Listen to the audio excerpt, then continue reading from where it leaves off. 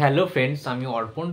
তো আজকের ভিডিওটা খুবই ইম্পর্টেন্ট একটা ভিডিও হতে চলেছে এবং একটি পলিটিক্যাল ভিডিও হতে চলেছে, তাই কেউ ভিডিওটা স্কিপ না করে প্রথম থেকে শেষ অবধি দেখতে থাকো বন্ধুরা। অ্যান্ড তোমাদের ভিডিওটা শোনার পর বা দেখার পরে তোমাদের ওপিনিয়নটা, তোমাদের ব্যক্তিগত মতামতটা নিঃসন্দেহে কমেন্ট বক্সে কিন্তু জানাতে ভুলো না।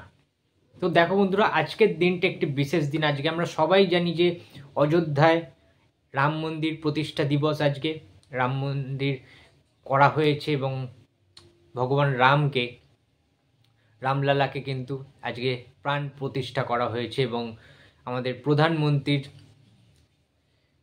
উপস্থিত ছিলেন সেখানে, আমাদের প্রধানমন্ত্রী নরেন্দ্র মোদী এবং প্রচুর সংখ্যক মানুষ ভারতবর্ষ থেকে এবং প্রত্যেকটা রাজ্য থেকে বলা যেতে পারে, ঠিক আছে, প্রচুর মানুষ কিন্তু ওখানে গিয়ে উপস্থিত হয়েছেন।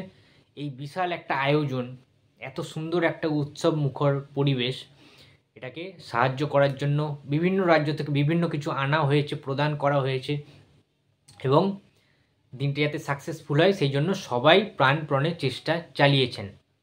এবার বিষয়টা হচ্ছে যে ধর্ম, রামকে পুজো করা হচ্ছে একটা ধর্ম থাকতেই পারে। হিন্দু ধর্মের একজন সনাতন ধর্ম যাদের রয়েছে, বা আমি নিজেও একজন হিন্দু বাঙালি, তো সেক্ষেত্রে আমরা রামায়ণ পড়েছি, রাম সম্পর্কে দারুণ কিছু আইডিয়াও আমাদের রয়েছে এবং আমরা জানি ভগবান রামচন্দ্র কে ছিলেন, তার ইতিহাসটা আমরা পড়েছি বইতে, বয়োজ্যেষ্ঠ যারা রয়েছেন তাদের মুখে শুনেওছি, বিভিন্ন রকম পড়েছি। তো বিষয়টা সেটা না, বিষয়টা হচ্ছে আজকের রাম মন্দির প্রতিষ্ঠা দিবস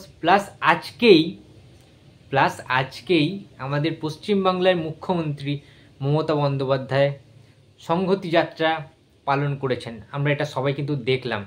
তিনি ওখানে জয়েন করেননি, কিন্তু যেখানে অন্যান্য রাজ্যের মুখ্যমন্ত্রীরা, অন্যান্য রাজ্যের বিভিন্ন মন্ত্রীরা, নেতারা যেখানে উপস্থিত হয়েছেন আজকে অযোধ্যাতে, উত্তরপ্রদেশে, সেই উত্তরপ্রদেশে কিন্তু ইউপিতে কিন্তু আমাদের মুখ্যমন্ত্রী সহ তার যে জোনটা রয়েছে তার গোষ্ঠীর কিন্তু কেউই সেখানে উপস্থিত হননি। এটা পুরোপুরি এককভাবে ওয়েস্ট বেঙ্গলের তরফ থেকে বা ওয়েস্ট বেঙ্গলের মুখ্যমন্ত্রীর নেতৃত্বে সংহতি দিবস যাত্রা পালন হয় আজকে। এবং সেই সংহতি দিবস যাত্রাটা তোমাদেরকে একটু বিস্তারিত বলে দিতে হবে, তোমরা বুঝতে পারবে। মুখ্যমন্ত্রী যেটা বলেছেন, আমাদের পশ্চিমবাংলার মুখ্যমন্ত্রী যেটা বলেছেন যে ধর্ম নিয়ে, এই রাম, জয় শ্রীরাম, এই নামটা নিয়ে যেন কোনো রাজনীতি না করা হয়। এবং যেটা কি না করছেন আমাদের প্রধানমন্ত্রী, ভগবান রামকে সবাই ভালোবাসে, সবাই রেসপেক্ট করে, সবাই সম্মান করে, সবাই প্রণাম করেন। ভক্তিটাই, মনের ভক্তিটাই কিন্তু সব কিছু। মনের ভক্তির ওপরে বাইরে থেকে ভক্তি দেখিয়ে কোনো লাভ নেই বস।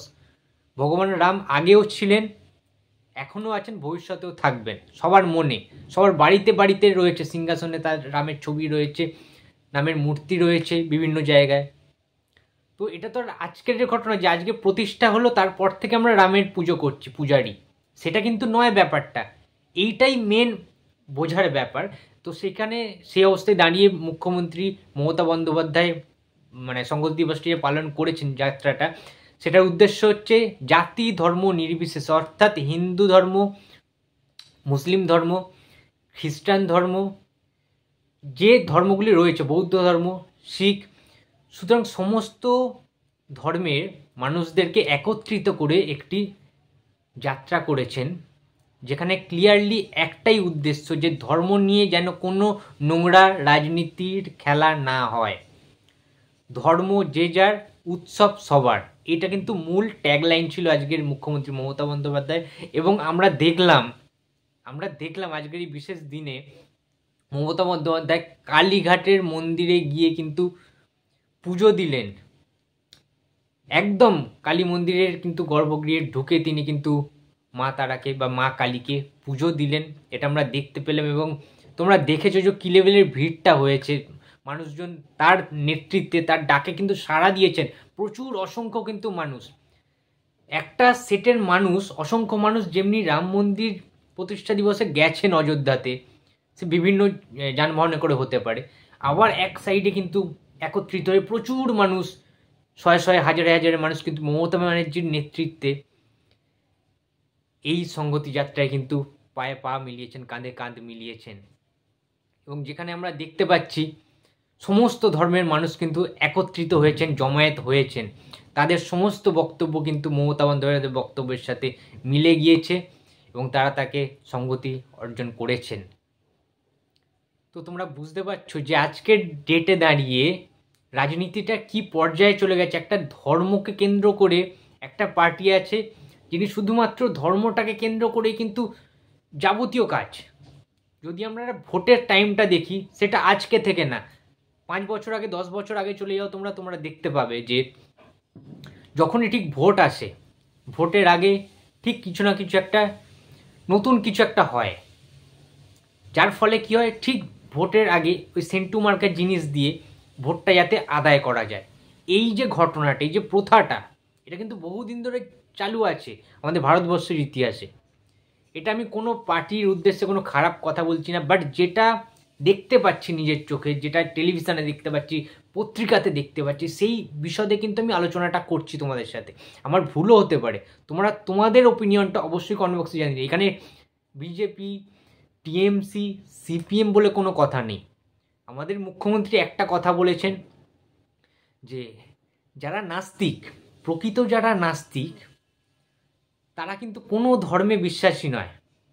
তোমরা যারা যারা মানে সিপিএম যারা যারা করো বা সিপিএম পার্টির যারা জানো, সিপিএম পার্টি সম্পর্কে, বামফ্রন্ট পার্টি সম্পর্কে, তারা কিন্তু কোনো রকম ধর্মে বিশ্বাসী নয়, এটা নিশ্চয়ই তোমরা জানো। তারা শুধুমাত্র কাজে বিশ্বাসী। হ্যাঁ, তাদের পতন ঘটে গেছে, সেটার অন্য কারণ রয়েছে, অন্য সম্পূর্ণ রিজন রয়েছে। কিছু কিছু ভুল কাজ করেছিল, অনেক অত্যাচার হয়েছে। সিঙ্গুর মামলা আমরা জানি, সিঙ্গুরে যে দাঙ্গা হয়েছে, অত্যাচার হয়েছে, সমস্ত কিছু মানছি। বাট তাদের যে জিনিসটা, তাদের যে ভাষা, যে কর্মের ভাষা, সেরকম বলছি যে প্রত্যেকটা পার্টির কিন্তু আলাদা আলাদা ভাষা রয়েছে, আলাদা আলাদা ট্যাগলাইন রয়েছে, আলাদা আলাদা হেডলাইন রয়েছে। সেইগুলোকে পরিপ্রেক্ষী করে তারা কিন্তু এগিয়ে চলে। কিন্তু আমাদের প্রধানমন্ত্রীর যে পার্টি, অর্থাৎ বিজেপি, ভারতীয় সর্বভারতীয় যে পার্টি রয়েছে, জনতা পার্টি, তো সেই পার্টি কিন্তু একটাই ধর্ম, সেই পার্টির একটাই ধর্ম, সে কিন্তু অন্য ধর্মকে প্রায়োরিটি দেয় না, কোনোদিন দিতে দেখিনি, আপনারাও দেখেননি আই হোপ। কিন্তু ভারতবর্ষ যেহেতু বহুত ভাষাভাষীর দেশ, প্রচুর ভাষাভাষী, প্রচুর ধর্মের দেশ, এটা তো আর একটা ধর্মের না, হিন্দু ধর্মের দেশ নয়, তাহলে তো দাঙ্গা লেগে যাবে বস। শুধুমাত্র যদি হিন্দুদের জন্যই করা হয়, আমরা সবাই জানি বাবরি মসজিদের যে হয়েছিল, বাবরি মসজিদ ধ্বংসের যে কারণটা, বা তখনকার দিনে যে খুন খারাপিগুলো, যে মার্ডারগুলো হয়েছিল ওই জায়গাটায়, অযোধ্যাতে কি ছিল, রাম মন্দির এদিকে, রাম মন্দির এদিকে বাবরি মসজিদ, মানে একদম টান টান পুরো পাশাপাশি কিন্তু দুটো ছিল। আজ থেকে 500 বছর আগে দিয়ে মামলা চলে যাচ্ছে। তোমরা ভাবতে পারছো 500 বছর আগে থেকে এই যে ঘটনাটা, এই দুটাটা মসজিদ হবে নাকি রাম মন্দির হবে, এইটা কিন্তু চলতে থাকছে, দীর্ঘকাল যাবৎ মামলা চলেছে। তারপরে গিয়ে প্রধানমন্ত্রী নরেন্দ্র মোদী জিতেছেন সেই মামলাতে। সুতরাং সেইখানে কি মানে কত যে মানুষের লাশ পড়ে আছে ওখানে, ওখানে কি কি ঘটনা ঘটেছে সেটা আমরা সবাই জানি। এবং সেটাই কিন্তু আজকে ক্লিয়ার করে দিয়েছেন মুখ্যমন্ত্রী মমতা বন্দ্যোপাধ্যায় এবং অভিষেক বন্দ্যোপাধ্যায় বা অভিষেক ব্যানার্জি কিন্তু নিজে জানিয়েছেন যে যেখানে এত খুন খারাপি, এত মানুষের রক্ত মিশে আছে, মানুষের মৃতদেহ যেখানে মাটির নিচে চাপা পড়ে আছে, সেইখানে তিনি সেই ধর্মকে তিনি কিভাবে সম্মান জানাবেন? তার কি একটু চোখে জল আসবে না? সেই মানুষদের প্রতি কি তিনি একটুও কৃতজ্ঞতা স্বীকার করবেন না? এটাই হচ্ছে মূল কথা। এবং তার ফলেই হয়তো এই ঘটনাগুলো সবার সামনে আসাটা দরকার। এবং যারা যারা ইতিহাস জানেন না, তার ইতিহাসটা আমি জাস্ট একটুখানি মনে করিয়ে দিলাম যে এই ঘটনাগুলো কিন্তু ঘটেছিল তখন। এটা আজকের ঘটনা না। অবশ্যই রামকে সবাই ভালোবাসে, ভগবান রামকে সবাই ভালোবাসে, আমি ভালোবাসি প্রচণ্ডভাবে। এবং জয় শ্রীরাম কথাটা বলতে এতটুকু আমার দ্বিধাবোধ নেই। বাট তাই বলে এই নয় যে ওই ধর্মটাকে নিয়ে আমি কোনো নোংরা রাজনীতিতে নেমে যাব, অন্য কোনো পার্টিকে বা অন্য কোনো দলকে বা অন্য কোনো ধর্মের লোককে আমি হেয় করব। এইটা তো নয়, এটা তো একেবারেই প্রযোজ্য নয় বা এটা একেবারেই উচিত নয়। আমি এটার পরিপ্রেক্ষিতে কথা বলছি, আমি এটার পক্ষে কথা বলছি যে জয় শ্রীরাম আমি বলতেই পারি, জয় শ্রীরাম। অবশ্যই রামকে আমিও ভালোবাসি, তাই বলে জয় শ্রীরাম কথাটাকে নিয়ে একদম যাচ্ছে তাই নোংরামি করবো না। যেখানে সেখানে ইউজও কিন্তু করা যায় না ভগবানের নাম, যেখানে সেখানে ইউজ তুমি করতে পারো না। অনেক ব্যাপার রয়েছে, ভগবানের ছবি বা ভগবানের কত নিয়মকানুন আছে অর্ধেক লোকই তো জানেন না। আমরা যে ঠাকুর দেবতা নিয়ে এত চর্চা করি, পুজো করে মানুষ, প্রচুর নিয়মকানুন আছে। সেই নিয়মকানুনগুলো কি সবাই মেনে চলে? মেনে চলে না। কিন্তু হঠাৎ করে একদিন পুজো করে কি বিশাল মাতব্বরি দেখানো হয়ে গেলে এরম কিন্তু কোনো বিষয় নয়। এটা রাম মন্দির হয়েছে অযোধ্যায়, খুব ভালো কথা, দারুণ একটা উদ্যোগ নেওয়া হয়েছে, সবই ঠিক আছে।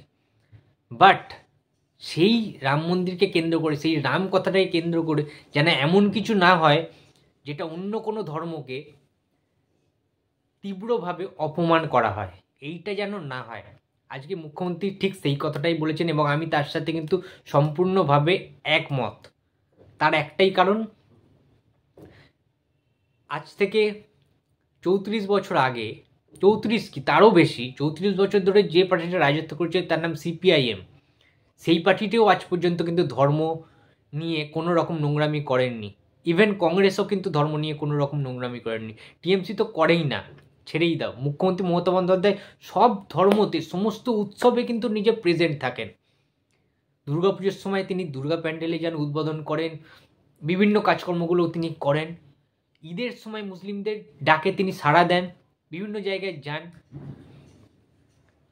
খ্রিস্টানদের যখন বড়দিন হয় তিনি সেই সমস্ত জায়গাগুলো তিনি কিন্তু যান, চার্চে যান, আমরা দেখেছি এই বিষয়গুলো। তো সমস্ত ভাষাভাষী, সমস্ত ধর্মের মানুষদেরকে একত্রিত করে, এবং তার সাথে আরেকটা কথা বলি, একত্রিত হয়ে কিন্তু মুখ্যমন্ত্রী সবাইকে নিয়ে চলতে ভালোবাসে, দেশটাকে এগিয়ে নিয়ে যেতে চান, রাজ্যটাকে আরও ভালো ডেভেলপ করতে চান। কিন্তু যে বিষয়টা আজকে এসে দাঁড়িয়েছে সেটা হচ্ছে মানুষ এতটাই ধর্মবিমুখ হয়ে গেছে যে আজকে নিজের ধর্মকে প্রায়োরিটি দিতে অন্য কোনো ধর্মকে কিন্তু হেয় করতে একবারও ভুলছে না। এটাই সবচেয়ে খারাপ বিষয়। এনআরসি যখন হয়েছিল তখন সেই ঘটনাটা হয়তো সবাই ভুলে গিয়েছে, তাই না? শুধুমাত্র হিন্দু যদি হতো, আজকে মমতা ব্যানার্জি কিন্তু সেই এনআরসিটাকে বন্ধ করে দিয়েছিল, ঘেরাও করে। দীর্ঘ পদযাত্রা, দীর্ঘ অধিবেশন, ঘেরাও করা, মানে কি হয়েছিল সেখানে, কি হয়নি, মিছিলটা মমতা ব্যানার্জির নিজের উদ্যোগে এই জিনিসটা কিন্তু বন্ধ করেছে। না হলে আজকে কিন্তু এই নরেন্দ্র মোদীর নেতৃত্বে বিজেপি পার্টি কিন্তু দেশকে ভাগ করে দিত। তোমরা শুনতে পাচ্ছ নিশ্চয়ই বিভিন্ন জায়গায় যে দেশের নাম পর্যন্ত চেঞ্জ করা হতে পারে। আজকে স্টেডিয়ামের নাম চেঞ্জ করে দিচ্ছেন। এই সমস্ত জিনিস কেন? নিজের নামে স্টেডিয়াম হচ্ছে, কোন দিন দেখবে নিজের ইন্ডিয়া, সেই ইন্ডিয়ার নামটা চেঞ্জ করে প্রধানমন্ত্রী তার নাম দিয়ে দেবেন, দেশের নাম তার নাম অনুযায়ী। এটা তো হতে পারে না, তাই না? নিজের ইমোশান, নিজের আবেগ, নিজের দেশত্ববোধ, নিজের ধর্ম, সমস্ত ধর্মই ভালো, সমস্ত ধর্মকেই সম্মান করা উচিত এবং রাজনীতিটা রাজনীতির জায়গায় রাখা উচিত। বিভিন্ন পার্টি লোক করতেই পারেন, বাট যেটা ন্যায্য, যেটা সত্য, এটা ভারতবর্ষ বস, এখানে সমস্ত ভাষাভাষী, সমস্ত নাগরিকরা কিন্তু বসবাস করে, যে দীর্ঘকাল করে এসছেন। সুতরাং একটা ধর্মকে আমি যদি উঁচু করে দেখি, অন্যান্য ধর্মকে হেয় করি, তাহলে কিন্তু দাঙ্গা লেগে যাবে, ভারতবর্ষ ধ্বংস হয়ে যাবে। সমস্ত ধর্মদের মধ্যে মারপিট, হুড়দাঙ্গা, যাচ্ছে তাই কাণ্ড হবে। সুতরাং সেই আগুনটা যাতে না ধরে, যাতে সবাই ভালো করে মিলে মিশে থাকতে পারে, হিন্দু, মুসলিম, শিখ, বৌদ্ধ, সবাই, খ্রিস্টান, সেই জন্যই হয়তো সবাইকে মিলেমিশে থাকতে হবে এবং এই সমস্ত নোংরা রাজনীতির থেকে দূরে থাকাই ভালো।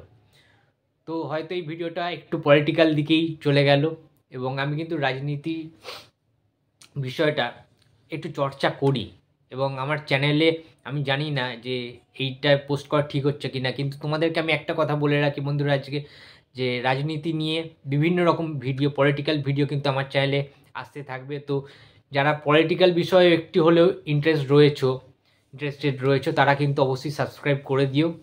কারণ দেখো, আমাদেরকে বাঁচতে গেলে বিভিন্ন পলিটিক্যাল জিনিসও কিন্তু দেখতে হবে, এইগুলো নিয়েও কিন্তু ভাবনা চিন্তা করাটা উচিত। তার কারণ আমরা প্রত্যেকে কিন্তু আমাদের ভারতবর্ষের নাগরিক এবং পলিটিক্যাল বিভিন্ন জিনিসপত্র নিয়ে ঘাটাঘাটি করা, বিভিন্ন জিনিস বুঝতে শেখাও কিন্তু আমাদের কর্তব্যের মধ্যেই পড়ে।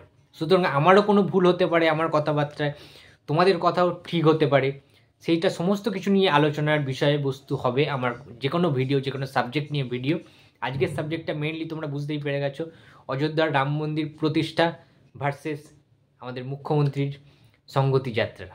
তো ভিডিওটা এই অবধিই থাক আজকে। তো ভিডিওটা ভালো লাগলে অথবা খারাপ লাগলে তোমাদের নিজস্ব ওপিনিয়নটা, নিজস্ব বক্তব্যটা অবশ্যই কমেন্ট বক্সে জানিয়ে দিও এবং চ্যানেলটা সাবস্ক্রাইব করতে ভুলো না। দেখা হচ্ছে আবার পরের কোনো ভিডিওতে, হয়তো সিনেমা নিয়ে কোনো ভিডিও আসবে।